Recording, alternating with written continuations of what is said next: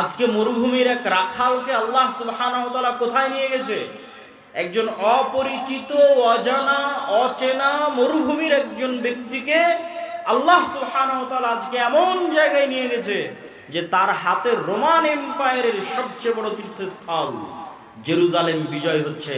এই সম্মান, পোশাক আশাক, কাপড় চোপড়, ধন দৌলত ইত্যাদি দিয়ে আসেনি। আ'আজ্জানাল্লাহু বিল ইসলাম, কোন রিওয়ায়াতে আছে বিকিতাবিল্লাহ, আল্লাহ আমাদেরকে সম্মান দিয়েছে কোরআনের অনুসরণের কারণে, ইসলামের অনুসরণের কারণে। বলেন আল্লাহু আকবার।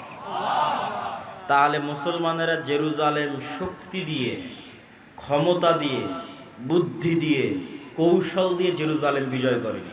আল্লাহ ভরসা, আল্লাহ ভীরুতা দিয়ে জেরুজালেম বিজয় করেছে। আজকে মুসলমানদের কাছে শক্তির অভাব নাই।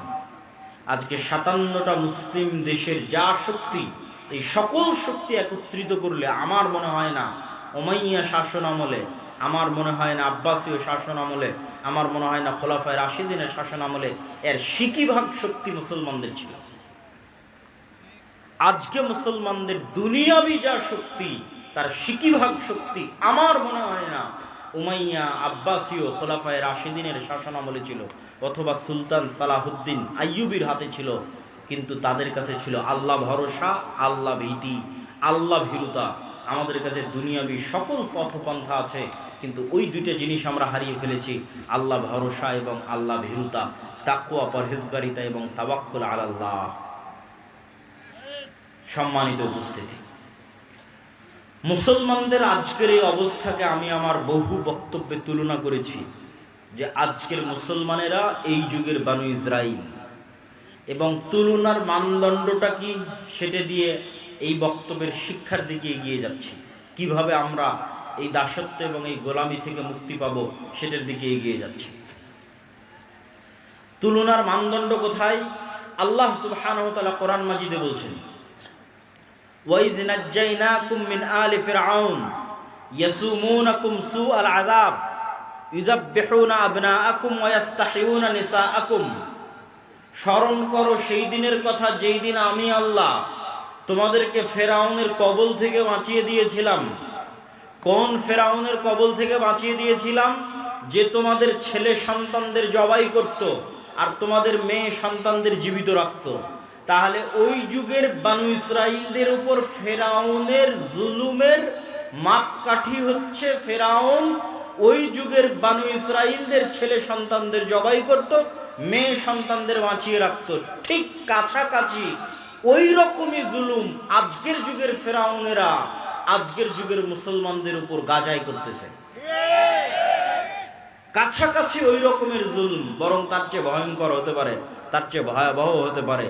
এখানে নারী, পুরুষ, শিশু পার্থক্য ছাড়াই গত 1.5 বছরে 50,000-এর বেশি নারী, পুরুষ, শিশুকে গাজার মাটিতে হত্যা করা হয়েছে। নাউজুবিল্লাহ। আর সমগ্র পৃথিবীর চোখের সামনে, সমগ্র মুসলিম বিশ্বের চোখের সামনে। সম্মানিত উপস্থিতি, তাহলে আমি বলছি আজকের যুগের মুসলমানেরা আজকের যুগের বানু ইসরাইল, ওই যুগের বানু ইসরাইলের উপর যেভাবে ফেরাউনের জুলম এবং অত্যাচার চলত। এবং এটা বলার পিছনে আমার লজিক আর একটা আছে, এটার থেকে আপনাদের শিক্ষা আছে। সেই লজিকটা হচ্ছে, পবিত্র কোরআন খুলেন, সূরা বাকারা পড়েন। সূরা বাকারায় আল্লাহ সুবহানাহু তাআলা যেই জাতির বর্ণনা লম্বা সময় যাবত দিয়েছেন, সেই জাতির নাম বানু ইসরাইল। লম্বা সময় যাবত ছোট্ট ছোট্ট ঘটনা আল্লাহ বানু ইসরাইলের তুলে ধরেছে। তো বানু ইসরাইলের ঘটনা এত ব্যাপক আকারে পবিত্র কোরআনে তুলে ধরার এটি রহস্য হতে পারে যে যেই দিন বানু ইসমাইল বানু ইসরাইলের মতো হয়ে যাবে, সেই দিন যেন তারা বানু ইসরাইলের এই 4000 বছর আগের ঘটনা থেকে শিক্ষা নেয়। এই জন্য উম্মতে মুহাম্মাদীর শিক্ষার জন্য বানু ইসরাইলের এত লম্বা ঘটনা আল্লাহ সুবহানাহু ওয়া তাআলা কোরআন মাজিদে তুলে দিলেন, যেন একদিন আসতে পারে যেই দিন উম্মতে মুহাম্মাদীর অবস্থা বানু ইসরাইলের মতো হতে পারে।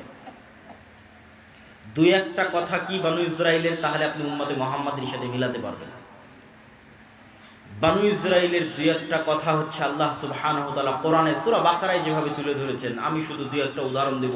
বিস্তারিত আপনি সূরা বাকারাও পড়তে পারেন, বিস্তারিত আমার বই সমসাময়িক মুসলিম বিশ্ব এবং ফিলিস্তিনেও পড়তে পারেন।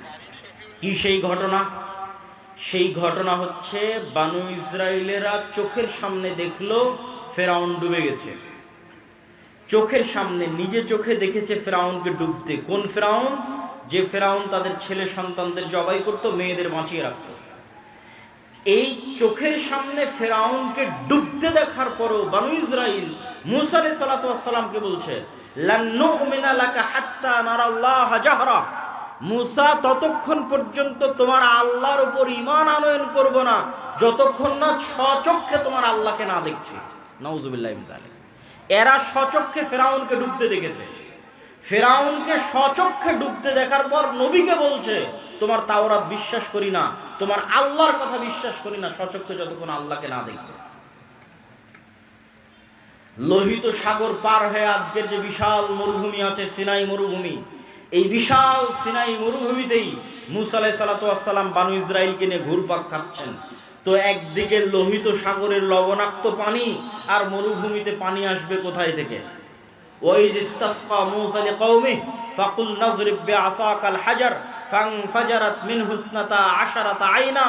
যখন মূসার কওম মূসাকে বলল পানির ব্যবস্থা করে দাও, তখন আমি মূসাকে বললাম, মূসা লাঠি দিয়ে পাথরে আঘাত করো। মূসা আলাইহিস সালাতু ওয়াস সালাম লাঠি দিয়ে পাথরে আঘাত করলেন। তখন বানু ইসরাইলের জন্য 12টা ঝর্ণা তৈরি হলো। 12টা ঝর্ণা কেন, কে বলতে পারবেন? ইয়াকুব আলাইহিস সালাতু ওয়াস সালামের 12 সন্তানের জন্য, ইউসুফ আলাইহিস সালাতু ওয়াস সালামে সহ 12 ভাইয়ের জন্য। মানে ঘটনার ধারা হয়তো মিলাতে পারেন না, আমি সুন্দর করে মিলিয়ে দিই। ইব্রাহিম আলাইহিস সালাতু ওয়াস সালামের সন্তান ইসহাক, ইসহাক আলাইহিস সালাতু ওয়াস সালামের সন্তান ইয়াকুব, ইয়াকুব আলাইহিস সালাতু ওয়াস সালামের সন্তান ইউসুফ। এতদূর পর্যন্ত সবাই জেরুজালেমে আছে, মানে ফিলিস্তিনে আছে, আজকের মসজিদে আকসা এবং তার আশেপাশে আছে। ইউসুফ আলাইহিস সালাম কুয়াতে ভাইয়েরা ফেলে দিল, মিশরের বাজারে বিক্রি হয়ে গেলেন। তারপরে ইউসুফ আলাইহিস সালাম যখন বাপের সাথে মিলিত হয়ে গেলেন, তখন পুরো বংশ জেরুজালেম ফিলিস্তিন থেকে কোথায় চলে গেল? মিশরে চলে গেল। ইউসুফ আলাইহিস সালাতু ওয়াস সালামের 400 বছর পর মিশরে মূসা আলাইহিস সালাম আসতেছে। ইউসুফ আলাইহিস সালাতু ওয়াস সালামের 350 400 বছর পর ইউসুফ আলাইহিস সালামের ভাইদের বংশেই, ইয়াকুব আলাইহিস সালাতু ওয়াস সালামের সন্তানদের বংশেই 400 বছরের বংশ এত বড় হয়ে গেছে। 12 ভাইয়ের সন্তান, সন্তান তার সন্তান, তার সন্তান, তার সন্তান, সব নবীর সন্তান। যারা বলতেছে যে আল্লাহকে না দেখা পর্যন্ত ঈমান আনয়ন করব না, এরা ইব্রাহিম আলাইহিস সালাতু ওয়াস সালামের সন্তান। এরা ইউসুফ আলাইহিস সালাতু ওয়াস সালাম এবং তার ভাইদের সন্তান 400 বছর পর। যারা বলতেছে তোমার আল্লাহকে বলো যে পানির ব্যবস্থা করে দিতে, তখন আল্লাহ মূসা আলাইহিস সালাতু ওয়াস সালামকে বললেন লাঠি দিয়ে পাথরে আঘাত করো। তো 12টা ঝর্ণা তৈরি হলো। 12টা ঝর্ণা কাদের সম্মানে? 12 ভাইয়ের, 12 গোত্রের, 12 বংশের সম্মানে। এমনকি মুফাসসিরিনে কেরাম লিখছে, যখন মূসা আলাইহিস সালাতু ওয়াস সালাম সমুদ্রের লাঠি দিয়ে আঘাত করেন, তখন একটা রাস্তা নয় 12টা রাস্তা তৈরি হয়েছিল। ইয়াকুব আলাইহিস সালামের 12 সন্তানের 12 বংশধরের সম্মানে 12টা রাস্তা তৈরি হয়েছিল। তারা বলতেছে যে আল্লাহকে ততক্ষণ ঈমান করব না যতক্ষণ না দেখব। তাদের আরেকটা উদাহরণ দেখেন। তো যেহেতু মরুভূমি, খাবারের কোনো ব্যবস্থা নাই, তো আল্লাহ আসমান থেকে মান্না এবং সালোয়া ব্যবস্থা করে দিয়েছে খাবারের জন্য। আর পানি, পাথর ফেটে পানি বের হচ্ছে মরুভূমির মধ্যে, পাথর ফেটে পানি বের হচ্ছে মরুভূমির মধ্যে, আসমান থেকে খাবার আসতেছে। তারপরেও তাদের সহ্য হচ্ছে না। তারা বলছে লান নাসবিরা আলা তুআমিন ওয়াহিদ উদউ লানা রাব্বাক। মূসা, এক খাবার, এই সকাল সন্ধ্যা একই মান্না সালোয়া, আর সকাল সন্ধ্যা পানি আর মান্না সালোয়া। মান্না সালোয়ার বিবরণ পড়তে গেলে আপনারা আশ্চর্য হবেন। আজকের পৃথিবীর সবচেয়ে দামি মাশরুম, যেটা কেজি বাংলাদেশি টাকায় 4 থেকে 5 লক্ষ টাকা, আজকের বাংলাদেশি টাকায় পৃথিবীর যেটা সবচেয়ে দামি মাশরুম, বিশেষ সময়ে বিশেষ কালে উৎপাদিত হয়, সেই মাশরুম আর বিশেষ এক পাখির গোস্ত হচ্ছে মান্না সালোয়া, যার 1 কেজির দাম বাংলা টাকায় 4 থেকে 5 লক্ষ টাকা। সেটা তাদেরকে জান্নাত থেকে দেওয়া হতো। তখন তারা বলছে লান নাসবিরা আলা তুআমিন ওয়াহিদিন, এক খাবার ভালো লাগে না, তোমার আল্লাহকে বলো এই মাটি থেকে আদা রসুন পেঁয়াজ চাল গম ডাল ইত্যাদি উৎপাদন করে দিতে। তখন আল্লাহ সুবহানাহু ওয়া তাআলা বলছেন ঠিক আছে, এগুলো উৎপাদন করার জন্য তো শস্য সবুজ শ্যামল জমি লাগবে, আছে আজও ফিলিস্তিন শস্য শ্যামল সবুজ জমি, প্রচুর পরিমাণে জাইতুন উৎপাদন হয়, আজও ফিলিস্তিনে তিন উৎপাদন হয় প্রচুর পরিমাণে।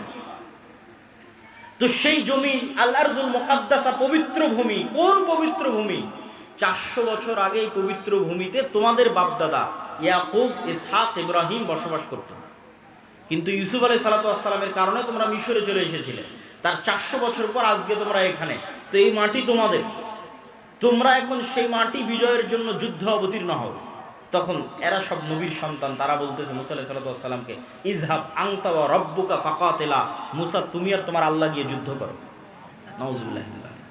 তাহলে খালি বনু ইসরাইলের দুই একটা ঘটনার উদাহরণ দিলাম, যেই ঘটনাগুলো আল্লাহ কোরআনে বলেছেন সূরা বাকারাতে, আমি দুই একটা করে আয়াত পড়েছি আর সেখান থেকে অনুবাদ করেছি।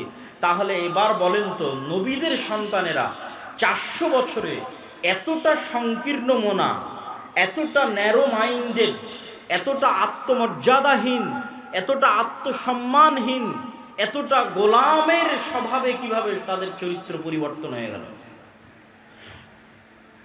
আমি যখন প্রথম ইউরোপ যাই তখন মূলত আমি এই হিসাবটা মিলাতে পেরেছি। ইউরোপে গিয়ে যখন দেখলাম, ইংল্যান্ডে গিয়ে যখন দেখলাম মুসলমানদের জন্ম নিবন্ধন, সার্টিফিকেট, পাসপোর্ট, ইংল্যান্ডে প্রবেশ, ইউরোপে প্রবেশ, অ্যাসাইলাম ক্লেইম করা, সেখানে কাগজপাতি রেডি করা, তারপরে সেখানে সরকারের কাছ থেকে বেনিফিট নেওয়া, বেকারত্ব ভাতা হোক, সন্তান সন্ততির ভাতা হোক, প্রত্যেকটা ধাপ অধিকাংশে মিথ্যার উপর প্রতিষ্ঠিত। মুসলমানদের ভারত, পাকিস্তান, বাংলাদেশ থেকে যে মুসলমানেরা গেছে তারা ইংল্যান্ডে, আর আফ্রিকা থেকে যে মুসলমানেরা গেছে স্পেন, ফ্রান্স এবং ইতালিতে, তাদের মিথ্যা, তাদের ধোঁকা, তাদের চুরি, তাদের দুর্নীতি ভারত পাকিস্তানের মুসলমানদের চাইতে আরো খারাপ, আরো নিম্ন স্তরের। তো তখন আমি উদাহরণ মিলালাম, যারা তো আজকের যুগের বনু ইসরাইল, এই যুগের মুসলমানদের কাছে যদি মুসা আলাইহিস সালাতু ওয়াস সালাম প্রেরিত হতেন তাহলে এই উত্তরগুলোই পেতেন, যেই উত্তরগুলো বনু ইসরাইলেরা দিয়েছিল। আমি মনে হয় বুঝাতে পারি, মানে এই যুগের মুসলমানদের রক্তের মধ্যে ওইভাবে মিথ্যা, ওইভাবে ধোঁকা, ওইভাবে দুর্নীতি, ওইভাবে আত্মমর্যাদাহীনতা, আত্মসম্মানহীনতা প্রবেশ করেছে, ঠিক যেভাবে 4000 বছর পূর্বে বনু ইসরাইলের ছিল। কারণ কি? কারণ হচ্ছে ইউসুফ আলাইহিস সালাতু ওয়াস সালামের মৃত্যুর পর হাকসুস বংশের যখন পতন হয় এবং ফারাও বংশের যখন উত্থান হয়, তো আগের সরকারের সাথে যাদের জোট থাকে, শত্রুতা করতে করতে জোটের যারা জোটের সঙ্গী তাদের উপর শত্রুতা চলে। তো ফারাওদের যখন উত্থান হয় তখন আগের হাকসুস বংশের জোট, ইউসুফ আলাইহিস সালাতু ওয়াস সালাম মন্ত্রী ছিলেন, ইউসুফ আলাইহিস সালামের ভাইরাও হয়তো বড় বড় মন্ত্রী পরিষদের সদস্য ছিলেন। তখন ফারাওরা যেমন হাকসুসদের উপর জুলুম চালায়, ঠিক তেমন বনু ইসরাইলদের উপর জুলুম চালায়। জুলুম আরো বাড়ে কেন? যে কোনো পাদ্রী, যে কোনো ধর্মীয় জ্ঞান, জ্যোতিষী সব বলে ফারাও তোমাদের ক্ষমতা ধ্বংস যদি হয় এই বনু ইসরাইলদের হাতে ধ্বংস হয়ে যাবে। তখন আরো ভয়, আরো আতঙ্ক, আরো অত্যাচার। তো দীর্ঘ 300 বছরের জুলম, অত্যাচার এবং গোলামির জীবন, গোলামি করতে করতে চরিত্র নষ্ট হয়ে গেছে। গোলামি করতে করতে কিভাবে চরিত্র নষ্ট হয় তার উদাহরণ কি? এখানে দুইজন গোলামের মধ্যে যদি আমি একটা রুটি নিক্ষেপ করি, তাহলে তারা দুই গোলাম রুটি নিয়ে কাড়াকাড়ি করবে। একটা রুটি পাওয়ার জন্য মিথ্যা বলবে, একটা রুটি পাওয়ার জন্য ধোঁকা দিবে, একটা রুটি পাওয়ার জন্য মারামারি লেগে যাবে। এটা জন্মগত স্বভাব তৈরি হবে গোলামদের মধ্যে। ঠিক মুসলমানদের একই অবস্থা হয়েছে 190 বছর ব্রিটিশদের গোলামি করার কারণে। আফ্রিকানদের মুসলমানদের একই অবস্থা হয়েছে 200-250 বছর স্পেন, ফ্রান্স, ইতালির ঔপনিবেশিক কলোনিয়াল শাসনের অধীনে গোলামি করার কারণে। গোলামি করতে করতে রক্তের মধ্যে মিথ্যা, ধোঁকা, দুর্নীতি প্রবেশ করেছে। সম্মানিত উপস্থিতি, তাহলে ওই যুগের বনু ইসরাইল আর এই যুগের মুসলমানদের সাথে মিলে গেলে একটা কথা সামারি সারমর্ম হিসেবে বের হয়ে আসে যে নবীর সন্তানদের চরিত্র ধ্বংস হয়েছে গোলামির কারণে, উম্মতে মুহাম্মাদির চরিত্র ধ্বংস হয়েছে গোলামির কারণে। আর এর বিপরীত কি ঘটেছে? এর বিপরীত, মুসা আলাইহিস সালাতু ওয়াস সালামকে আল্লাহ যদি ফেরাউনের বাড়িতে না নিয়ে যেতেন, আর মুসা আলাইহিস সালাতু ওয়াস সালাম যদি বানু ইসরাইলের সাথে মানুষ হতো, তাহলে মুসা আলাইহিস সালামের রক্তের মধ্যেও গোলামির স্বভাব তৈরি হয়ে যেত। মুসা আলাইহিস সালাতু ওয়াস সালামকে আল্লাহ পূর্ণ আত্মমর্যাদা, আত্মসম্মানের সাথে মানুষ করার জন্য রাজার বাড়িতে পাঠিয়ে দিয়েছেন। তাহলে মুসা আলাইহিস সালামের স্বাধীন চেতা মনোভাব ঠিক থাকবে। স্বাধীন চেতা মনোভাবের প্রমাণ কোথায়? মুসা আলাইহিস সালাতু ওয়াস সালাম একদিন দেখতেছে, একদিন জুলুম হতে দেখেছে। একদিন কি? ফারাওদের একদল অনুসারী বানু ইসরাইলের একদল অনুসারীর উপর অত্যাচার করতেছে। তো একদিনের দেখা অত্যাচার মুসা আলাইহিস সালাম সহ্য করতে না পেরে এক থাপ্পড় দিয়ে ফারাওয়ের ওই ব্যক্তিকে ওখানেই তিনি হত্যা করে দিয়েছেন। কেন? তার মধ্যে স্বাধীন চেতা, আত্মমর্যাদা, আত্মসম্মান ছিল। যদি বানু ইসরাইলদের সাথে বড় হতেন তাহলে এটাকে উনি জুলুমি মনে করতেন না। এটা তো আমার ভাগ্যে, তাকদিরে, আমরা এইভাবেই বড় হয়েছি, এভাবেই গোলামি রেখেছি, কে বাধা দিতে যাবে? বাধা দিতে গেলে বিপদে পড়ব। কিন্তু যখন উনি নেতা, তখন জুলুমের বিরুদ্ধে আওয়াজ উঠিয়েছেন, মিথ্যার বিরুদ্ধে, অত্যাচারের বিরুদ্ধে আওয়াজ উঠিয়েছেন। সম্মানিত উপস্থিতি, এই পুরো আলোচনার সারমর্ম আল্লামা ইকবালের একটি কবিতা। আল্লামা ইকবাল বলছেন, সাবাক ফিরসে পড়, সাদাকত কা, শুজাআত কা, আদালত কা, লিয়া জায়েগা তুঝসে কাম, দুনিয়া কি ইমামত কা। মুসলমানেরা, তোমাদের মধ্যে আনুষ্ঠানিকতা, ইসলামের সব আনুষ্ঠানিকতা আছে। সাহারি ইফতারি কত সুন্দর করে মসজিদে আপনারা করেছেন, ঈদের সালাত বিশাল মাঠে আদায় করেছেন, ইতিকাফ হয়েছে, লাইলাতুল কদর হয়েছে, সমাজ থেকে ফিতরা বন্টন হয়েছে, কতজন উমরা করতে যাচ্ছে, কতজন হজ করতে যাচ্ছে। আনুষ্ঠানিকতার অভাব নাই। কিন্তু কোথায় সমস্যা? আনুষ্ঠানিকতার অভাব নাই, কিন্তু সমস্যা। আল্লামা ইকবাল বলছেন, তোমরা নতুন করে সত্য বলা শিখো, নতুন করে সাহসী হওয়া শিখো, নতুন করে ন্যায় প্রতিষ্ঠা করা শিখো, তাহলে আল্লাহ তোমাদেরকে দুনিয়ার নেতা বানিয়ে দিবে। কেননা এই গুণগুলোর উপর নবীদের জন্ম হয়েছে, মুসা আলাইহিস সালামের জন্ম হয়েছে, মুহাম্মদ সাল্লাল্লাহু আলাইহি সাল্লামের জন্ম হয়েছে, ঈসা আলাইহিস সালাতু ওয়াস সালামের জন্ম হয়েছে। এই গুণের উপর জন্মগত গুণ। এই জন্য ঈসা আলাইহিস সালামের কথা বলতে গিয়ে রাসূল সাল্লাল্লাহু আলাইহি সাল্লাম বলেছেন, লা তাকুমুস সাআহ হাত্তা ইয়ানজিলা ঈসা ইবনে মারইয়াম, ততদিন পর্যন্ত কিয়ামত হবে না যতদিন না মারিয়ামের ছেলে ঈসা পৃথিবীতে নেমে না আসছে। আর মারিয়ামের ছেলে ঈসা হাকামান মুকসিতা, সমগ্র পৃথিবীতে ন্যায় বিচার প্রতিষ্ঠা করবে। আল্লাহু আকবার। তাহলে এই রাষ্ট্রে ইসলামের ব্র্যান্ডিং ন্যায় বিচার, রাষ্ট্রে ইসলামের ব্র্যান্ডিং ন্যায় বিচার আল্লাহর নবী করে দিলেন। তো আমাদের মধ্যে ন্যায় বিচার প্রতিষ্ঠার গুণই নাই জন্মগত, তাহলে আমরা কিভাবে নেতা হব? এখানে দুই একটা উদাহরণ দিব আপনাদের বুঝার সুবিধার্থে। বাংলাদেশে গত 16 বছর এরকম অসংখ্য ওসি, ডিসি, এসপি, মন্ত্রী, মিনিস্টার ছিল যাদের 80%-এর বেশি এরকম জালসা সম্মেলনের প্রধান অতিথি, বিশেষ অতিথি হয়েছে না হয়নি? হয়েছে। গত 16 বছর এরকম অসংখ্য ওসি, ডিসি, এসপি, মন্ত্রী, এসিল্যান্ড, সাব রেজিস্ট্রার ছিল যাদের অন্তত 70%-এর বেশি উমরা করেছে। আমার আইডিয়া যে অন্তত 50%-এর বেশি উমরা করেছে, আর অন্তত 30-40% হবে নামাজি, আর অন্তত 2 থেকে 5% হবে মুখে দাঁড়িয়ে আছে এবং কপালে কড়া পড়ে গেছে। কিন্তু ওই যে ঈসা আলাইহিস সালামের জন্য আল্লাহর নবী যে শব্দ ব্যবহার করলো, যে ঈসা আলাইহিস সালাম যেই দিন পৃথিবীতে আসবে সমগ্র পৃথিবীতে ন্যায় প্রতিষ্ঠা করবে। তো এই যে মুসলমানেরা নামাজি, হাজি, উমরাকারী, দানবীর, জালসার প্রধান অতিথি, বিশেষ অতিথি, এরা নিজ নিজ দায়িত্বের জায়গায় কত পার্সেন্ট ন্যায় প্রতিষ্ঠাকারী এবং সত্যবাদী ছিল? কত পার্সেন্ট নিজ নিজ দায়িত্বের জায়গায় সত্য প্রতিষ্ঠাকারী, ন্যায় প্রতিষ্ঠাকারী ছিল? এটাই হচ্ছে গোলামের স্বভাব। আমাদের মধ্যে আনুষ্ঠানিকতা আছে, কিন্তু আমরা যে নেতা হব সেই নেতৃত্বের যোগ্যতা আমাদের মধ্যে বিকাশ ঘটেনি, যেটা আল্লামা ইকবাল বুঝতে পেরেছিলেন। আর একটা উদাহরণ দেই, আপনাদের এখানেও এমন মানুষ বসে আছে, অত্র অঞ্চলে আছে, অত্র গ্রামে আছে, যে হয়তো হাজি, ওমরাকারী, নামাজি, কিন্তু তার বোনকে তার পিতার সম্পত্তিতে ন্যায়ের সাথে ভাগ দেয়নি।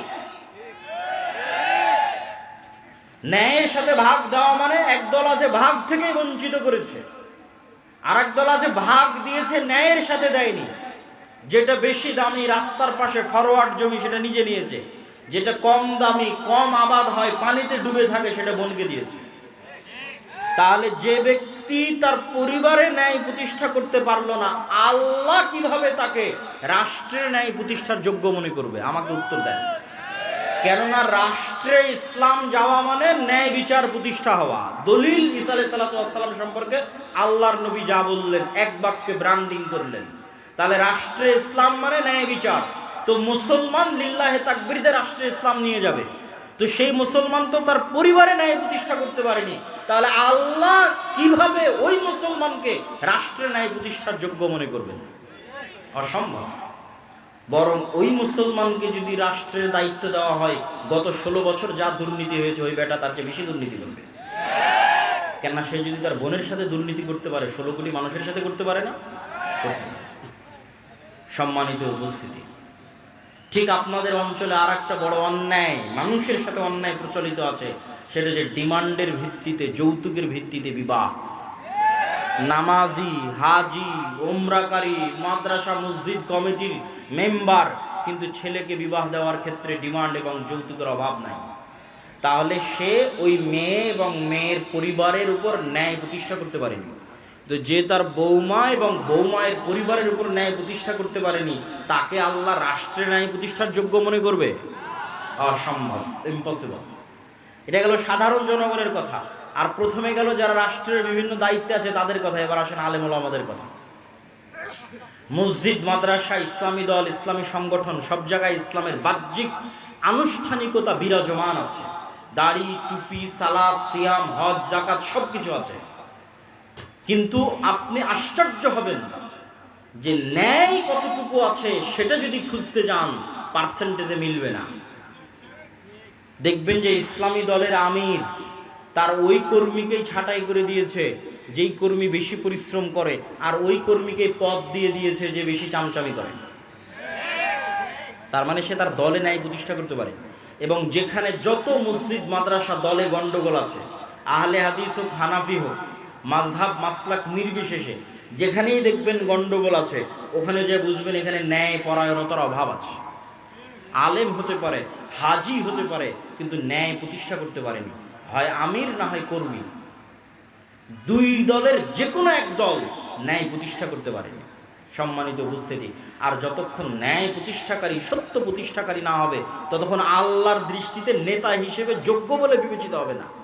তো আল্লাহর দৃষ্টিতে নেতা হিসেবে যোগ্য বলে বিবেচিত হলে আল্লাহ রাষ্ট্র ক্ষমতার দায়িত্ব দেবে। এই জন্য আমি উদাত্ত আহ্বান জানাবো যে আজকের এই আলোচনা থেকে আমরা এতটুকু কি শিক্ষা গ্রহণ করতে পারি না যে আমাদেরকে সত্যবাদী এবং ন্যায় প্রতিষ্ঠাকারী হতে হবে? পারি না? একটা হাদিস আপনাদের সামনে পেশ করি। সাবআতু ইদুল্লুহুমুল্লাহ ইয়াওমা লা দিল্লা ইল্লা দিল্লু।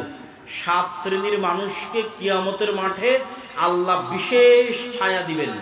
তো এই বিশেষ ছায়া দেওয়ার যে 7 শ্রেণীর লিস্ট আছে, এই লিস্টের 1 নম্বরে তাহাজ্জুদ গুজারকে, নফল সিয়াম পালনকারীকে, দানবীরকে, মসজিদে জামাতে সালাত আদায়কারীকে, সকলকে অতিক্রম করে 1 নম্বরে পৌঁছে গেছে ন্যায় প্রতিষ্ঠাকারী, দায়িত্বশীল। কেন? ইমামুন আদিল। কেন? ন্যায় প্রতিষ্ঠা করা আল্লাহর সবচেয়ে বড় গুণ। বলেন আল্লাহু আকবার। আল্লাহ বলছেন আমি আদিল, আমি ন্যায় পরায়ণ, ন্যায় প্রতিষ্ঠাকারী। হারামতু যুলমা আলাইয়া, আমার উপর জুলম করাকে আমি হারাম করে নিয়েছি। পৃথিবীর মানুষ যদি কোথাও ন্যায় বিচার না পায়, তাহলে আমি আল্লাহ কিয়ামতের মাঠে ন্যায় বিচার বুঝিয়ে দেব। তাহলে ন্যায় প্রতিষ্ঠা করা কার গুণ? আল্লাহর গুণ। আর পৃথিবীর সকল ক্ষমতার মালিক কে? আল্লাহ। যখন এবার ওই গুণের সাথে মিলে যাবে, তখন আল্লাহ সুবহানাহু ওয়া তাআলা ওই ব্যক্তিকে যোগ্য মনে করবে যে সেও নেতা হওয়ার যোগ্য, তাকে এবার আমি একটু ক্ষমতা দিই। তখন মুসলমানদের হাতে এমনি ক্ষমতা চলে আসবে, এমনি রাষ্ট্র ক্ষমতা। যোগ্য হতে হবে রাষ্ট্র ক্ষমতা পাওয়া আল্লাহর দৃষ্টিতে, মানুষের দৃষ্টিতে বলিনি। ফেসবুকে লাইক পাওয়া, ফলোয়ার পাওয়া, ভোটে দাঁড়ানো, নির্বাচনী ক্যাম্পেইন, এগুলো দিয়ে মানুষের দৃষ্টিতে আমি দায়িত্ব পালনের যোগ্য হতে পারি। কিন্তু আল্লাহর দৃষ্টিতে দায়িত্ব পালনের যোগ্য হতে হলে সত্যবাদিতা, ন্যায়পরায়ণতার মাপকাঠিতে যে উত্তীর্ণ হবে, বাইনি ও বাইন আল্লাহ, আল্লাহর কাছে উত্তীর্ণ হতে পারবে, আল্লাহকে নেতা হওয়ার যোগ্য মনে করবে, আল্লাহকে নেতা বানিয়ে দিবে। সম্মানিত উপস্থিতি। আর এই যে গোলামির নেচার, আপনাদের বিরক্তি হওয়ার আগেই কিন্তু আমি বক্তব্য শেষ করবো। এই জন্য আপনাদের উদাত্ত আহ্বান জানাচ্ছি যে আপনারা আর কিছুক্ষণ, আমার বক্তব্যের সারমর্মের দিকে চলে আসতেছি, শেষের দিকে চলে আসতেছি, আর কিছুক্ষণ ধৈর্যের সাথে শুনুন। সেটি কি? সেটি হচ্ছে এই যে গোলামির যে নেচার এবং স্বভাব, মিথ্যা বলা, এটা গোলামির স্বভাব। ধোঁকা দেওয়া, সঠতা দেওয়া, দুর্নীতি করা গোলামির স্বভাব, নেতার স্বভাব নয়।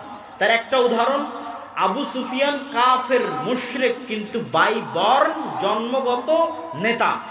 জন্মগত নেতা হওয়ার কারণে আবু সুফিয়ান জেরুজালেমে বাদশাহ হিরাক্লিয়াসের দরবারে মুহাম্মদ সাল্লাল্লাহু আলাইহি ওয়াসাল্লামের নামে একটাও মিথ্যা কথা বলেনি, অথচ আবু সুফিয়ান তখন কাফের, আবু সুফিয়ান তখন মুশরিক। তাহলে ওই যুগের মক্কার কাফের মুশরিকদের চাইতে এই যুগের মুসলমানেরা নিম্ন স্তরে আছে। আর এই গোলামির স্বভাবকে জিইয়ে রাখার জন্য, যে মুসলমানদেরকে যে আমরা ইউরোপিয়ানরা 190 বছর ওদের মধ্যে গোলামির স্বভাব ঢুকিয়ে দিয়েছি, এই গোলামির স্বভাবটা জিইয়ে রাখার জন্য এদের মাথার উপর গণতন্ত্র চাপিয়ে দাও। এই কথা অনেকের কাছে বিরক্তিকর লাগতে পারে, কিন্তু আমি যুক্তির ভিত্তিতে কথা বলবো। যুক্তির ভিত্তিতে বলে আমার বক্তব্যের শেষের দিকে চলে যাব। গণতন্ত্র দিয়ে ইসলাম প্রতিষ্ঠা হবে কিনা এটা আমার আলোচনার বিষয়ই নয়। গণতন্ত্র পৃথিবীতে জাস্টিস, ন্যায় প্রতিষ্ঠায় ব্যর্থ একটা শাসন ব্যবস্থা। গত 16 বছর বাংলাদেশের মানুষের উপর জুলম, খুন, গুম, আয়নাঘর গণতন্ত্রের নামে তৈরি করা হয়েছে।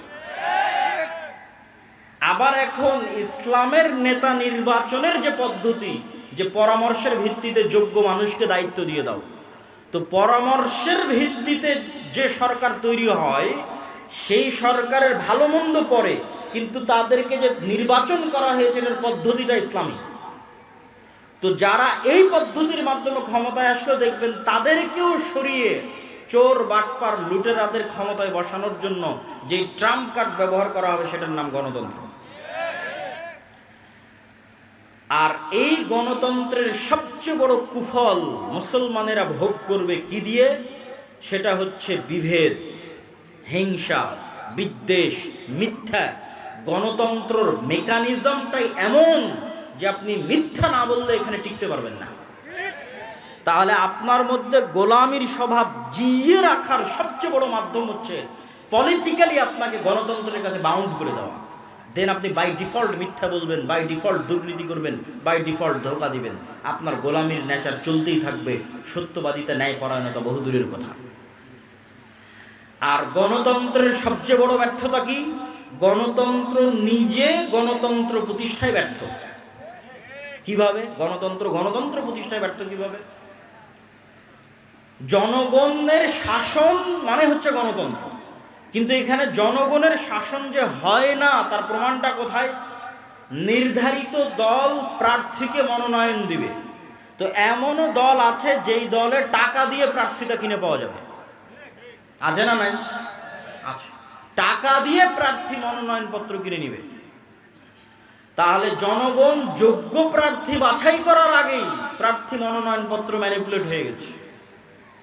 দ্বিতীয় আরেকটা কোথায় গণতন্ত্র দিয়ে গণতন্ত্র প্রতিষ্ঠা হয় না, সেটা হচ্ছে এই গণতন্ত্রের ভোট ক্যাম্পেইনের জন্য যত হাজার হাজার কোটি টাকার দরকার, এই হাজার হাজার কোটি টাকা বাংলাদেশের 18 কোটি জনগণের 80% জনগণ যারা মধ্যবিত্ত, নিম্নবিত্ত, তাদের পকেট থেকে আসা সম্ভব নয়।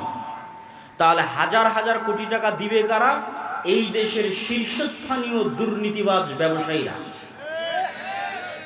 তাহলে দল আগেই বিক্রি হয়ে গেছে দেশের শীর্ষস্থানীয় দুর্নীতিবাজ ব্যবসায়ীদের কাছে। তাহলে গণতন্ত্র, জনগণের শাসন কোথায় গেল? এবার আমি আপনাকে প্রকৃত গণতন্ত্র তুলে ধরি। আমি গণতন্ত্রের, যদি আপনি এক মুহূর্তের জন্য আমাকে বলেন যে আমি গণতন্ত্রের সাপোর্টার, তাহলে প্রকৃত গণতন্ত্র আপনার সামনে তুলে ধরি। প্রকৃত গণতন্ত্র এভাবে প্রতিষ্ঠিত হতে পারে, জনগণের শাসন। আমি ইসলামী খেলাফা, ইসলামী শাসন বলি, জনগণের শাসন প্রতিষ্ঠিত হতে পারে। আপনাদের এই চাটখিল গ্রামের মানুষ এত বড় স্কুল, এত বড় মসজিদ, এত মাদ্রাসা পরিচালনা করতে পারতেছে, তো এই চাটখিল গ্রামের মানুষ এক জায়গায় একসাথে বসে পরামর্শের ভিত্তিতে তাদের গ্রামের নেতা নির্ধারণ করতে পারে না পারে? তাহলে চাটখিলে একটা নেতা নির্ধারণের জন্য গ্রুপিং, মনোনয়ন, ভোটের দরকার আছে। আপনারা যদি একসাথে একটা মসজিদ চালাতে পারেন, একটা স্কুল চালাতে পারেন, তো একসাথে বসে নেতা নির্ধারণ করতে পারবেন না? পারবেন। খুব সহজ। পরামর্শ যখনই আসবে তখনই সহজ। আর যখনই একজন দাঁড়িয়ে বলবে এই আমি মসজিদের সভাপতি হব, আমাকে কে কে ভোট দিবা, তখন গন্ডগোল, গ্রুপিং শুরু হবে। আর একজন দাঁড়িয়ে বলবে আমি মসজিদের সভাপতি হব, আমাকে কে কে ভোট দিবা। আর যখনই দুই গ্রুপ হয়ে যাবে এবং দাঁড়িয়ে যাবে, তখন এবার টাকা দিয়ে ভোট কেনা শুরু হবে। তো যখন টাকার ভিত্তিতে ভোট বিক্রি হবে, তখন সত্য ন্যায় থাকলো না মিথ্যুক ধোঁকাবাজে পরিণত হলো? মিথ্যুক ধোঁকাবাজে পরিণত হলো। আমি রূপগঞ্জে দেখেছি, এবারের নির্বাচনের সময় রূপগঞ্জে, যে প্রত্যেকটা মানুষ টাকার কাছে ভোট বিক্রি করে দিচ্ছে এবং সব প্রার্থীকে বলতেছে আমি আপনাকে ভোট দিব। তখন আমি আরেকবার রিয়েলাইজ করলাম, এরা তো সব বানু ইসরাইল, এবং গণতন্ত্র এদেরকে বানু ইসরাইল বানাচ্ছে। শতভাগ মিথ্যুক, শতভাগ দুর্নীতিবাজ একটা কওম তৈরি হচ্ছে। তাহলে শতভাগ মিথ্যুক, শতভাগ দুর্নীতিবাজ একটা কওম কিভাবে কল্পনা করতে পারে আল্লাহ তাদেরকে ইসলাম প্রতিষ্ঠার জন্য মনোনীত করবে? নাউজুবিল্লাহ মিন যালিক। কেমনে কল্পনা করতে পারে যে আল্লাহ তাদেরকে ইসলাম প্রতিষ্ঠার জন্য মনোনীত করবে? কেমনে? অসম্ভব, ইম্পসিবল। পৃথিবী উল্টে গেলে অসম্ভব, এটা হবে না। তাহলে একটা ছোট্ট একটা গ্রামের একটা নেতা নির্ধারণের জন্য গ্রুপিং এর দরকার নাই, মনোনয়নের দরকার নাই, কিচ্ছুর দরকার নাই। একসাথে গ্রামবাসী বসে তার নেতা নির্ধারণ করতে পারে। সব একটা ইউনিয়নের সব গ্রামের নেতা একত্রিত হয়ে তার ইউনিয়নের নেতা নির্ধারণ করতে পারে। সব ইউনিয়নের নেতা একত্রিত হয়ে তার উপজেলা, উপজেলা একত্রিত হয়ে তার জেলা, জেলা একত্রিত হয়ে তার দেশ। নিচ থেকে যখন উঠে আসবে তখন গণতন্ত্র, উপর থেকে যখন চাপিয়ে দেওয়া হবে তখন এলিট ক্লাস, দুর্নীতিবাজ ব্যবসায়ীদের শাসন প্রতিষ্ঠা হয়। এটা বাস্তবতা, এটা হিস্ট্রি, এটা হচ্ছে এস্টাবলিশ ট্রুথ, সত্য। সম্মানিত উপস্থিতি, তাহলে মুসলমানদের এই যে মিথ্যার কালচার, দুর্নীতির কালচার, এটা থেকে বের হয়ে আসার একটা পলিটিক্যাল উপায় হচ্ছে গণতন্ত্র থেকে বের হয়ে আসা। আর একটা অর্থনৈতিক দিক থেকে মুসলমানদের মিথ্যা বলা শেখানো হয়। এটা বলে আমার বক্তব্য শেষ করে দেব। সেটা হচ্ছে সুদ। সেটার নাম কি? সুদ। কিভাবে? ইসলামের কর্জের থিওরি যদি আপনি পড়েন, ইসলামিক ফাইন্যান্স পড়তে গিয়ে এটা আমি দেখেছি যে রাসূলুল্লাহ সাল্লাল্লাহু আলাইহি ওয়াসাল্লাম এবং আল্লাহ সুবহানাহু ওয়া তাআলা, মানুষ মরে যাচ্ছে তখন কর্জ নিবে, মেয়ের বিয়ে দিতে পারতেছে না, অপারেশন হচ্ছে, টাকা নাই, তখন কর্জ নিবে। কিন্তু বিলাসী পণ্যের জন্য কর্জ নিবে, তার কোনো পয়েন্ট কোরআন এবং হাদিসে আমি খুঁজে পাইনি। বিলাসী পণ্য মানে আমার মোটর সাইকেল লাগবে, আমার আইফোন লাগবে, আমার আইপ্যাড লাগবে, আমার পাকা মাটির বাড়ি ভেঙে পাকা বাড়ি তৈরি করা লাগবে। এই বিলাসিতার জন্য লোন নিবে, এটা সুদমুক্ত লোনের কথা বলছি, সুদযুক্ত না। বিলাসী পণ্যের জন্য স্বাভাবিক সুদমুক্ত কর্জ নিবে, এর প্রমাণ আমি কোরআন হাদিসে খুঁজে পাইনি। মানুষ কর্জ নিতে পারে যখন বিপদে, সংসার চলে না, মারা যাচ্ছে, অপারেশন হচ্ছে, তখন কর্জ নিতে পারে। গেল এক নাম্বার পয়েন্ট। দুই নম্বর পয়েন্ট হচ্ছে আল্লাহ সুবহানাহু ওয়া তাআলা রাসূল সাল্লাল্লাহু আলাইহি ওয়াসাল্লামকে শিখিয়ে দিয়েছেন সব সালাতে, সব দোয়ায় কর্জ থেকে বাঁচতে চাও। আল্লাহুম্মা আউযু বিকা মিনাল মা'সামি ওয়াল মাগরাম, আল্লাহ লোন থেকে বাঁচতে চাই। তো সাহাবীরা আল্লাহর নবীকে জিজ্ঞেস করছে এত কেন কর্জ, লোন থেকে বাঁচতে চান? তখন রাসূলুল্লাহ সাল্লাল্লাহু আলাইহি ওয়াসাল্লাম উত্তরে বলছেন, মানুষ যখন কর্জ নেওয়া শুরু করে মিথ্যা বলা শুরু করে। এই যে আমার বক্তব্যের পয়েন্ট, যেটা কানেক্ট করতে চাচ্ছি, আল্লাহর নবীর হাদিস, মানুষ যখন কর্জ নেওয়া শুরু করে কি বলা শুরু করে? মিথ্যা বলা শুরু করে। তাহলে আল্লাহর নবী জানেন যে আমার উম্মত যখন মিথ্যার উপর প্রতিষ্ঠিত হবে, এত নেতৃত্বের গুণ হারিয়ে যাবে। মিথ্যা তো গোলামের গুণ, স্লেভ, দাস, কৃত দাসের গুণ। তাহলে যে পরিবার ক্ষুদ্র লোন নিচ্ছে কিস্তিতে, ওর মা মিথ্যা বলছে, ওর বাপ মিথ্যা বলছে, ওর ছেলে মিথ্যা বলছে, পুরো পরিবার মিথ্যার উপরে প্রতিষ্ঠিত হচ্ছে, এই পরিবারকে কিভাবে আল্লাহ চয়েস করতে পারে যে তাদেরকে দিয়ে আল্লাহ রাষ্ট্রের ইসলাম প্রতিষ্ঠা করবে? সম্ভব। এই জন্য রাসূল সাল্লাল্লাহু আলাইহি ওয়াসাল্লাম জানেন কোথায় কোথায় নেতৃত্বের গুণাবলী ধ্বংস হতে পারে। নেতৃত্বের গুণাবলী সুদে ধ্বংস হতে পারে। সুদ এমন এক ব্যবস্থা, মুহাম্মদ সাল্লাল্লাহু আলাইহি ওয়াসাল্লামের জন্য সর্বোচ্চ সম্মান এটা যে তিনি আল্লাহ সুবহানাহু তাআলার বান্দেগিতে, আল্লাহ সুবহানাহু তাআলার দাসত্বে সর্বোচ্চ স্থানে পৌঁছে গেছিলেন। আমরাও আল্লাহ সুবহানাহু তাআলার বান্দা, ইবাদুল্লাহ, সবাই আল্লাহর বান্দা, কিন্তু আমরা নাম কাওয়াস্তে আল্লাহর বান্দা, কাজে কর্মে দেখা যাচ্ছে শয়তানের বান্দা। তাহলে রাসূল সাল্লাল্লাহু আলাইহি ওয়াসাল্লামের সর্বশ্রেষ্ঠ সম্মান এটি যে তিনি আল্লাহ সুবহানাহু ওয়া তাআলার বান্দেগী এবং দাসত্বের সর্বশীর্ষ চূড়ায় পৌঁছে গেছেন, এই জন্য আল্লাহ তাকে নিজের বান্দা হিসেবে সম্বোধন করছেন। তো আল্লাহ সুবহানাহু ওয়া তাআলা তার বান্দাকে রাতের বেলা সফর করিয়েছেন। রাতের বেলা সফরকে আরবিতে বলা হয় ইসরা, আসরা, রাতে সফর করিয়েছেন। কোথায় থেকে? মিনাল মসজিদিল হারাম, মসজিদে হারাম মক্কা থেকে, ইলাল মসজিদিল আকসা, দূরবর্তী মসজিদ পর্যন্ত। আকসা শব্দের অর্থ হচ্ছে দূরবর্তী। যেহেতু মক্কা থেকে মসজিদে আকসা দূরে, এই জন্য মক্কার মানুষ মসজিদে আকসাকে মসজিদ আকসা বলত, যে দূরের মসজিদ হিসেবে সম্বোধন করত। সেটি আল্লাহ সুবহানাহু ওয়া তাআলা কোরআনে তুলে ধরেছেন। কোন মসজিদ আকসা? এই পয়েন্টটা হচ্ছে আমাদের জন্য আজকের এই আলোচনার মূল অংশ, যে কারণে আয়াত তুলে ধরা। আল্লাযী বারাকনা হাওলাহ, যেই মসজিদে আকসার চারিদিক আমি আল্লাহ বরকত দিয়ে ঘিরে দিয়েছি। আল্লাহু আকবার। সেই বরকত সীমাবদ্ধ না সীমাহীন, তা আল্লাহ সুবহানাহু ওয়া তাআলা কোরআন মাজিদের আরেক আয়াতে বলছেন, ওয়ানাজ্জাইনাহু ওয়া লূতান, আমি এই মাটিতে, যেই মাটির কথা আমরা এখন বলছি মসজিদ আকসা এবং তার পার্শ্ববর্তী অঞ্চল, এই মাটিতে আমি আশ্রয় দিয়েছি কাকে? ইব্রাহিমকে এবং লূতকে। ওয়ানাজ্জাইনাহু ওয়া লূতান ইলাল আরদিল্লাতী, ওই মাটিতে আশ্রয় দিয়েছি বারাকনা ফিহা লিল আলামিন, ইব্রাহিম এবং লূতকে ওই মাটিতে আশ্রয় দিয়েছি যেখানে বরকত রেখেছি সারা পৃথিবীর মানুষের জন্য। আল্লাহু আকবার।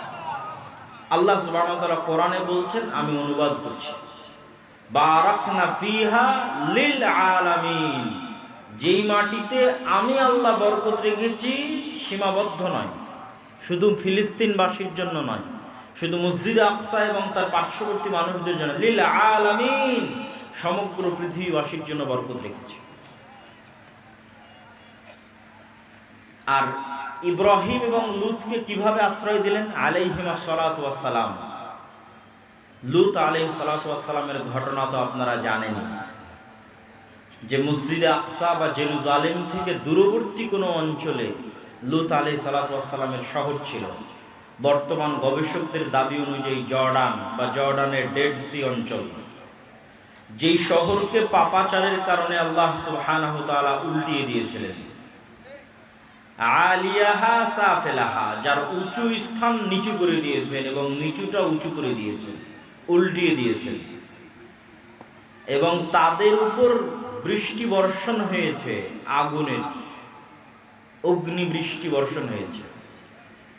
তো এই ধ্বংসযজ্ঞ চালানোর পর লূত আলাইহিস সালাতু ওয়াস সালামকে আল্লাহ কোথায় আশ্রয় দিলেন? লূত আলাইহিস সালামকে যে আল্লাহ বাঁচালেন, তার সাথে থাকা ঈমানদারদের বাঁচালেন, তো আল্লাহ বলছেন আমি তাদেরকে ধ্বংস থেকে বাঁচিয়ে এই পবিত্র ভূমিতে আশ্রয় দিয়েছি, যেটা মসজিদ আকসা এবং তার পার্শ্ববর্তী অঞ্চল। আর একজন কাকে আশ্রয় দিয়েছি? ওয়ানাজ্জাইনাহু, হায়ের মার্জে হচ্ছে ইব্রাহিম, ইব্রাহিম আলাইহিস সালাতু ওয়াস সালামকে আশ্রয় দিয়েছি। কিভাবে? ইব্রাহিম আলাইহিস সালাতু ওয়াস সালামের পিতৃস্থল হচ্ছে বর্তমান ইরাকের রাজধানী বাগদাদ থেকে অনতি দূরে, যেই বাগদাদকে আল্লাহ সুবহানাহু ওয়া তাআলা কোরআন মাজিদে বলেছেন বাবেল, ওয়া মা উনজিলা মিনাল মালাকাইনি, আল্লাহ দুইজন ফেরেশতা অবতীর্ণ করেছিলেন হারুত এবং মারুত নামে বিবাবেল, বাবেল নগরীতে অবতীর্ণ করেছিলেন। সেই বাবেলকেই আজকে বলা হয় বাগদাদ। এই বাগদাদ বা বাবেল নগরীর নিকটবর্তী কোন অঞ্চল হচ্ছে ইব্রাহিম আলাইহিস সালাতু ওয়াস সালামের পিতৃপুরুষের আবাসস্থল। যখন ইব্রাহিম আলাইহিস সালাতু ওয়াস সালামের পিতা তাকে তার বাড়ি থেকে বের করে দিলেন, তথা বাগদাদ থেকে বের করে দিলেন, তথা ইরাক থেকে বের করে দিলেন, তখন আল্লাহ কোরআনে বলছেন আমি ইব্রাহিমকে আশ্রয় দিয়েছি এই পবিত্র মাটিতে। আল্লাহু আকবার। তথা মসজিদ আকসা এবং তার পার্শ্ববর্তী অঞ্চল, যেটাকে রাসূল সাল্লাল্লাহু আলাইহি ওয়াসাল্লাম হাদিসে বলেছেন শাম, সিরিয়া। আজকের শাম রাসূল সাল্লাল্লাহু আলাইহি ওয়াসাল্লামের শাম নয়।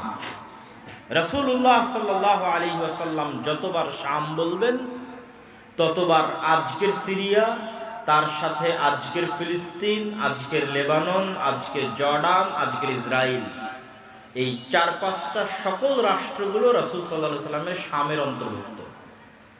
একই এরিয়া, একই অঞ্চল, একই কালচার। ব্রিটিশরা ছোট্ট ছোট্ট টুকরা করে ভেঙে ভেঙে ভেঙে ভেঙে তার মধ্যে থেকে 1948 সালে মধ্যপ্রাচ্যের বিস্ফোরা ইসরায়েলকে তৈরি করেছে। যেমনভাবে 1947 সালে এই বিশাল মুসলমানদের ভারত উপমহাদেশকে ভেঙ্গে টুকরো করে হিন্দুত্ববাদী ভারত তৈরি করেছে, ঠিক মুসলমানদের বিশাল আরব স্বাধীন অঞ্চলকে ভেঙ্গে টুকরো টুকরো করে ইসরায়েলকে তৈরি করেছে। 1 বছরের ব্যবধান, 1947 এবং 1948। আর আল্লাহ সুবহানাহু ওয়া তাআলা আবার পবিত্র কোরআনে বলছেন, যা কাকতালীয়ভাবে মিলে গেছে। আল্লাহ সুবহানাহু ওয়া তাআলা আবার পবিত্র কোরআনে বলছেন যে মুমিনদের উপর যারা আসাদ্দুন নাস আদাওয়া, শত্রুতার দিক থেকে মুমিন এবং মুসলমানদের উপর সারা পৃথিবীর সকল জাতি গোত্র ধর্ম বর্ণকে ছাড়িয়ে যাবে 2টা গোত্র। একটা হচ্ছে আজকের যুগের জায়নিস্টরা, আর একটা হচ্ছে আজকের যুগের ব্রাহ্মণ্যবাদীরা। জায়নিস্টরা এবং ব্রাহ্মণ্যবাদীরা মুসলমানদের সাথে যা শত্রুতা করবে, পৃথিবীর আর কেউ সেই শত্রুতা করবে না, এটা আমি বলিনি, আল্লাহ বলছেন। তো সেই শত্রুতা করার কাকতালীয়ভাবে সময়কালও মিলে গেছে 1947 এবং 1948। এই জন্য আমার কিছু বক্তব্যে বলা আছে যে বাংলাদেশের মধ্যে গাজা হওয়ার সকল সম্ভাবনা বিরাজমান, যদি ইল্লা মান রাহিমা রব্বি, যদি আমার প্রতিপালক আল্লাহ সুবহানাহু ওয়া তাআলা আমাদের প্রতি দয়া না করেন। সম্মানিত উপস্থিতি, তাহলে কি বলছিলাম?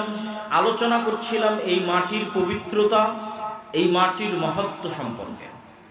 এই মাটিকে যে পবিত্র মাটি হিসেবে ঘোষণা করা হয়েছে, সেটিও আল্লাহ সুবহানাহু ওয়া তাআলা পবিত্র কোরআনে ঘোষণা করেছেন।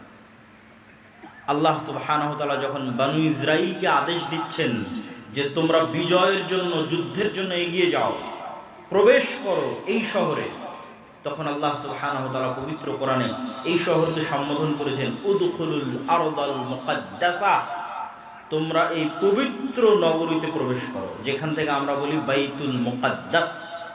আল্লাহ কোরআন মাজিদে বলেছেন আল আরদুল মুকাদ্দাসা, পবিত্র ভূমি। আল্লাহ কোরআনে বলছেন আমি মসজিদ আকসা এবং তার চারপাশে বরকত রেখেছি। মহান আল্লাহ সুবহানাহু ওয়া তাআলা কোরআন মাজিদে বলছেন এই মাটিতে সমগ্র পৃথিবীর জন্য বরকত রেখেছি। মহান আল্লাহ সুবহানাহু ওয়া তাআলা কোরআন মাজিদে বলছেন এই মাটিতে আমি আশ্রয় দিয়েছি ইব্রাহিমকে, এই মাটিতে আমি আশ্রয় দিয়েছি লূতকে আলাইহিমাস সালাতু ওয়াস সালাম। সম্মানিত উপস্থিতি, তাহলে ইব্রাহিম আলাইহিস সালাতু ওয়াস সালামের দারুল হিজরা, দারুল হিজরা মানে যেখানে হিজরত করেছি। মুহাম্মদ সাল্লাল্লাহু আলাইহি ওয়াসাল্লাম মক্কা থেকে মদিনায় হিজরত করেছেন, এই জন্য মদিনা শেষ নবী মুহাম্মদ সাল্লাল্লাহু আলাইহি ওয়াসাল্লামের দারুল হিজরা। এই জন্য মদিনার প্রতি মুহাম্মদ সাল্লাল্লাহু আলাইহি ওয়াসাল্লামের ভালোবাসা ছিল সীমাহীন। এই জন্য ইসলাম কিয়ামত পর্যন্ত টিকে থাকবে, কোথাও যদি না থাকে মদিনায় থাকবে। ঠিক মুহাম্মদ সাল্লাল্লাহু আলাইহি ওয়াসাল্লাম তার পিতা ইব্রাহিমের দারুল হিজরা, ইব্রাহিম আলাইহিস সালাতু ওয়াস সালামের দারুল হিজরা শাম সম্পর্কে, হক যেমন মদিনায় থাকবে, হক তেমন শামে থাকবে, তার ভবিষ্যৎবাণী করতে গিয়ে রাসূলুল্লাহ সাল্লাল্লাহু আলাইহি সাল্লাম বলেন আল্লাহুম্মা বারিক লানা ফি শামিনা, হে আল্লাহ আপনি আমার পিতা ইব্রাহিমের দারুল হিজরা সিরিয়াতে বরকত দান করুন। আর এক হাদিসে রাসূলুল্লাহ সাল্লাল্লাহু আলাইহি সাল্লাম বলেন লা তাযালু তায়ফাতুম মিন উম্মতি যাহিরিনা আলাল হক লা ইয়াদুররুহুম মান খাযালাহুম আও লা ইয়াদুররুহুম মান খালাফাহুম আও কামা ক্বালা আলাইহিস সালাতু ওয়াস সালাম। কিয়ামত পর্যন্ত আমার উম্মতের একটি দল, একটি জামাত হকের উপর লড়াইরত থাকবে। কিয়ামত পর্যন্ত হকের উপর লড়াইরত থাকবে, পৃথিবীর কোনো শক্তি তাদের ক্ষতি করতে চাইলেও ক্ষতি করতে পারবে না। এই হাদিসের বিভিন্ন রিওয়ায়াতে রাসূলুল্লাহ সাল্লাল্লাহু আলাইহি সাল্লাম বলেছেন তোমরা যদি তাদেরকে খুঁজতে চাও তাহলে শাম সিরিয়ার মাটিতে খুঁজো। তাহলে কি বোঝা গেল? আল্লাহর নবীর দারুল হিজরা মদিনায় যেমন হক থাকবে, কিয়ামত পর্যন্ত ঈমান এবং ইসলাম থাকবে। ঠিক রাসূল সাল্লাল্লাহু আলাইহি ওয়াসাল্লামের পিতা ইব্রাহিমের দারুল হিজরা শামে কিয়ামত পর্যন্ত হক থাকবে। সম্মানিত উপস্থিতি, এই মসজিদে আকসার ইতিহাস কি? আল্লাহ সুবহানাহু ওয়া তাআলা কোরআন মাজিদে বলেন, ইন্না আউওয়ালা বাইতিন উদিআ লিন-নাস বিবাক্কাহ, সারা পৃথিবীর মানুষের জন্য ইবাদত হিসেবে প্রথম যে মসজিদ তৈরি করা হয়েছে সেটা মক্কায়। কোরআনের আয়াত। তো সাহাবীরা রাসূল সাল্লাল্লাহু আলাইহি ওয়াসাল্লামকে জিজ্ঞেস করছে, আল্লাহর নবী, প্রথম মসজিদ যদি মক্কার হারাম হয়, সুম্মা আইয়ু, তাহলে মক্কার হারামের পর দ্বিতীয় পুরাতন মসজিদ কোনটা? সহিহ বুখারীর হাদিসে রাসূলুল্লাহ সাল্লাল্লাহু আলাইহি ওয়াসাল্লাম উত্তরে বলছেন, দ্বিতীয় পবিত্র মসজিদ, পুরাতন মসজিদ হচ্ছে মসজিদ আকসা। সাহাবী জিজ্ঞেস করলেন, কাম বাইনাহুমা, আল্লাহর নবী, মক্কার মসজিদে হারাম আর জেরুজালেমের মসজিদে আকসা, এই দুইটার মধ্যে দূরত্ব কত দিনের? আল্লাহর নবী বললেন, 40 আম, 40 বছরের ব্যবধান। এই জন্য পৃথিবীর 3টে পবিত্রতম স্থান, যেই স্থানে যাওয়ার উদ্দেশ্যে, ইবাদতের উদ্দেশ্যে সফর করলে নেকি হবে। পৃথিবীর এমন 3টা পবিত্রতম স্থান, যেই স্থানে ইবাদত করার উদ্দেশ্যে সফর করলে নেকি হবে।